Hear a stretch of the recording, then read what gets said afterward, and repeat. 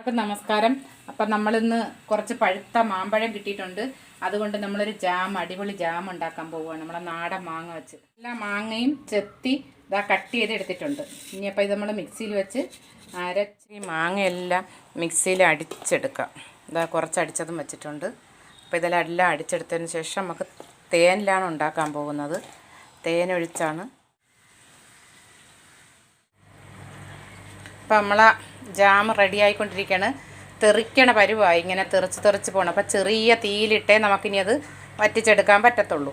ഇനി കുറച്ചുകൂടെ ആയതിന് ശേഷം നമ്മളെ ജാം ഇളക്കി ഒരുവിധം വറ്റിയിട്ടുണ്ട്. കണ്ട, നന്നായിട്ട് തെറിക്കുന്നുണ്ട് കേട്ടോ. തെറിച്ച് ജാം ഒരുവിധം റെഡിയായി വന്നിട്ടുണ്ട്. അപ്പോൾ നമുക്ക് കുറച്ച് തേനും കൂടെ ഒഴിച്ചു കൊടുക്കാം. ഇങ്ങനെ ഒഴിച്ചു കൊടുക്കാം കുറച്ച് തേനും കൂടെ.